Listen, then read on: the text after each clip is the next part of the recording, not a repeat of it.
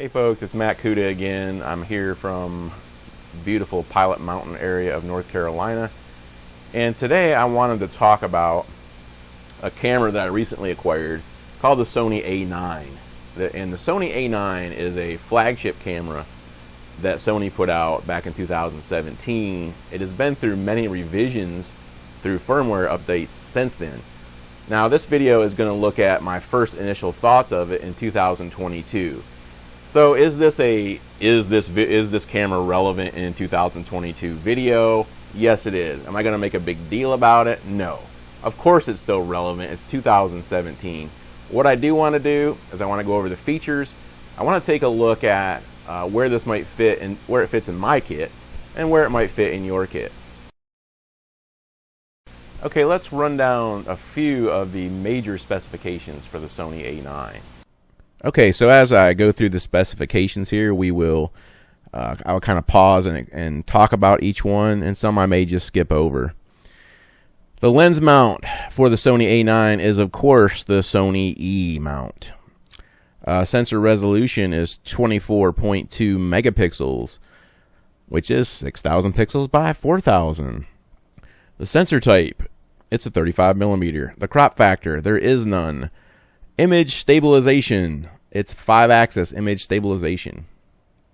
Shutter type is electronic or mechanical focal plane shutter. Now, here's where things get interesting. Did you know that the Sony mechanical shutter on the A9 can only fire 5 frames per second? Do I hear crickets? Yes, 5 frames per second. You do not want to use the mechanical shutter unless you absolutely have to.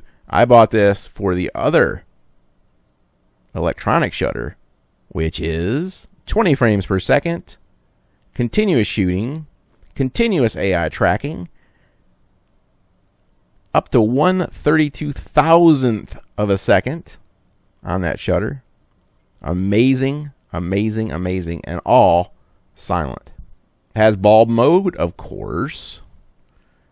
Continuous shooting, as we just said, it's up to 20 frames per second at 24.2 megapixels. That's 362 images that are JPEGs. It can handle 241 frames raw before the buffer fills up. And I did hit that buffer limit. Self-timer, 2, 5, and 10 seconds. Aspect ratios are 3:2 and 16:9. It does have a crop mode, which will allow you to shoot APS-C mode. If you do that, it will take you down to basically a 4K crop. On the video side, it's no slouch. UHD 4K at 24 frames per second and 60 and 100 megabits per second. So how does that work on the 4K or any K for that example, right? On full HD or UHD, you have the option to use the 100 megabits per second. That just is a higher quality of output. So that's how that works. On the full HD, you do have the typical, 60, 30 p, but you also have 120p, right? Or 100p. That is for slow motion. Enjoy it. I love the slow motion. Other than that, read the video specs yourself. There's tons of interesting videos out there on just doing video. External recording. This is where it's a little different. It's got UHD 4K at 24p, 25p, and 30p. Full HD is 24p, 50p, and 59p or 60p. There is no IP streaming. It has 2 media card slots. Now let's talk about this for a second. Slot 1, which is interestingly enough is on the bottom. I don't know why, but it is. They've changed that in the A1, I believe. So the slot 1 is an SDXC SDHC UHS-2. That's a mouthful. UHS-2, of course, is a faster memory card. I recommend that you use that for almost everything. Slot number 2 is a UHS-1, which is going to be much slower. However, I do use that as an overflow card for when I run out of space on slot 1. You could alternatively have JPEGs go to one card, RAW to another card. You could have your video go to one card and your RAW images go to another card. So there's all kind of options there, just like with Canon. It does have a micro HDMI output, which I hate micro HDMI, but oh well. Audio is good. It's got your typical 3.5 millimeter microphone input and headphone output. It has an RJ45 output. Now, this is an Ethernet cable output jack, which was designed for sports photographers. It has limited use, unlike the A9 II, and this is one of the key differences. Unlike the A9 II, it cannot use the Ethernet cable as a remote control or tethering output. So it's only for FTP, pretty much only for FTP output to a computer somewhere on the network. And that was designed for photographers to get their photographs to their news agencies as fast as they could. As a PC Sync socket, for those that still are using PC Sync, I don't know who's doing that, but hey, if you're doing it, this has a socket.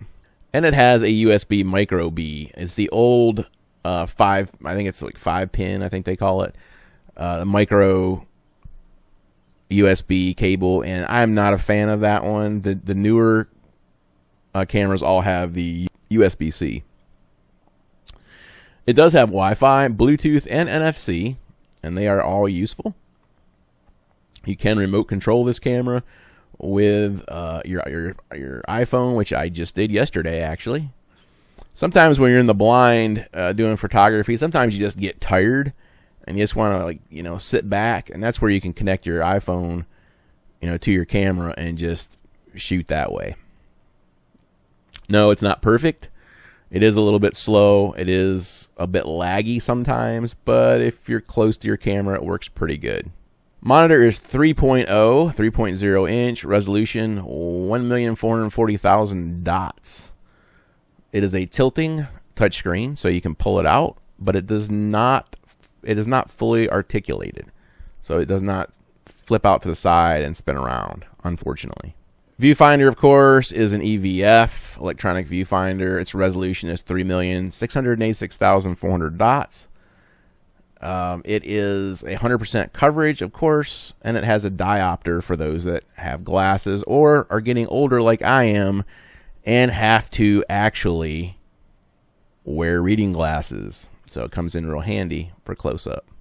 Of course, it's autofocus and manual focus. It has multiple focus modes: continuous servo AF, direct manual focus, and single servo AF. The DMF is a special feature that allows you to focus with a special zooming feature that automatically zooms in on your subject when you turn the manual focus ring. It does have autofocus sensitivity down to -3 EV. That is a common spec, and it's not that awesome anymore. It used to be. Doesn't have a built-in flash, of course. It does have a 1/250th sync speed, which is nice if you are using flash. It does use the newer type battery for Sony, the NP-FZ100 rechargeable lithium-ion battery. It has a tripod mounting thread, of course. It has an accessory mount, which is on the hot shoe. It's an intelligent hot shoe on the camera body. And it is coming in at 1.5 pounds. So not a heavy camera at all. It makes a very nice light camera for going out in the field. That's all the specs. Okay, so now that the specifications are out of the way, where does this fit in my kit and what I'm doing with nature and wildlife photography?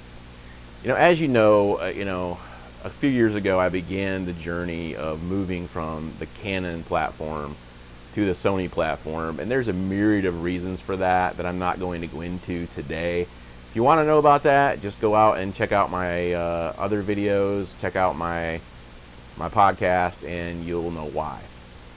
So, been shooting with the Sony now for a couple of years. Started out with the A7 III. I've recently sold that to my brother, actually, and I bought the Sony A9. So my kit now has the A9 and the A7R III. So why the A9? Well, right now the A9 on the used market is going for about $2,000 and under. And so to me, it was kind of a no-brainer to trade in my A7 III for the A9 because of what I do.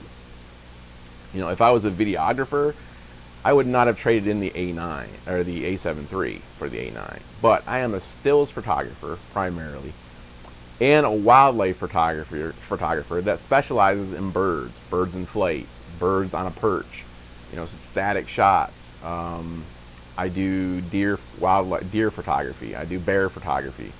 And so I needed something that I could fill in that gap with flight shots, for example, that would handle my needs. And that's where the Sony A9 comes in. At 20 frames per second, continuous shooting. By the way, that is silent shooting, which is another key feature of the Sony A9. It was introduced in 2017, as I just said, and it has had steady improvements through firmware since then. You know, animal eye detect has been added. I wish they'd add bird eye detect, but so far only the A1 has that. So where does it fit? Well, I've got the Sony A7R III, and I've got the Sony A9. Together, they kind of form a synergy between the two. When I'm out doing shots of deer, I'm more likely to use the A7R III simply because it has a ton more resolution. I don't need 20 frames per second. 10 frames per second is fine. 8 frames per second is fine. So, not really going to use it there. Elk photography, I will also use it. Wolf photography, any kind of mammal work will probably still be done with the A7R III. 42 megapixels, it's a powerhouse. It's what I'm going to use for landscape, my larger wildlife. The A9 is a camera that fills in that gap where the A7R III is just not the best flight performer. Now, it can handle flight shots, but it's not the best. And what I really want to make happen is fill that need. And so the A9 was what I'm using for that. Now, I'm going to be putting up some images here, and we're going to go through those images. And I want to show you, what the A9 can do. By the way, I am videoing this with the Sony A9, so you're seeing some of it in action right here. I'm not shooting in 4K just simply because I don't need to, but and also this is the Samyang 24mm 1.8 lens, super lens. 2 thumbs up for that one.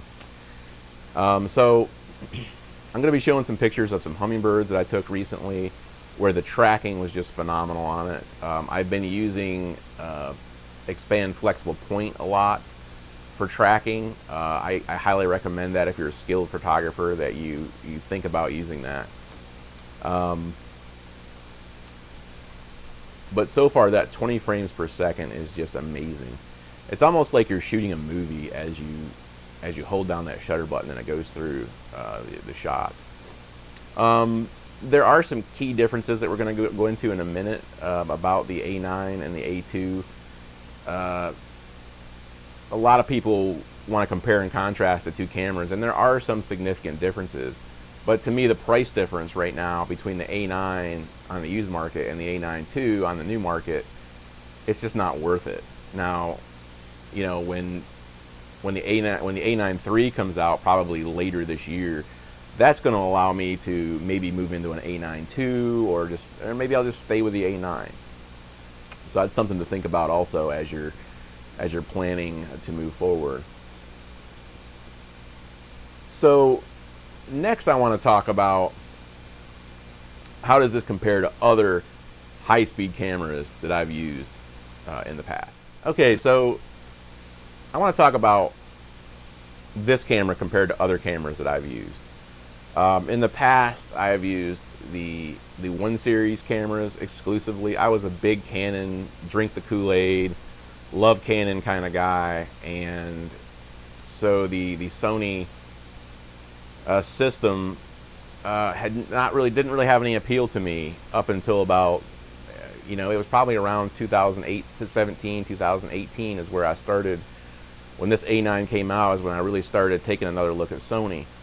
But up till then, I had shot with the 1DX2, the 7D, Canon 7D Mark II, the Canon 7D, the 1D Mark II, the 1D Mark III. So I come from a background of fast autofocus cameras, and I know what they can do. And I'll tell you right now that Sony's A9 is comparable, but I have not been able to do a full comparison yet. That's coming in another video. It's going to be a part 2, so look for that in about another year. But what I can tell you is that it looks to be pretty much on par with the 1DX2. The not comparing their mirrorless to the Sony mirrorless, but rather their flagship camera that I last used, and I find it to be on par with that. It came out about the same time as the 1DX Mark II. So when I'm shooting the hummingbird photographs, for example, the way that lock-on mode works, it stayed with the hummingbird the whole time. The only time I lost focus was when I literally was not fast enough to move my camera to keep up with the hummingbird. It did do, a lot of people want to talk about that the Sony A9 never misses a shot, and that's silly.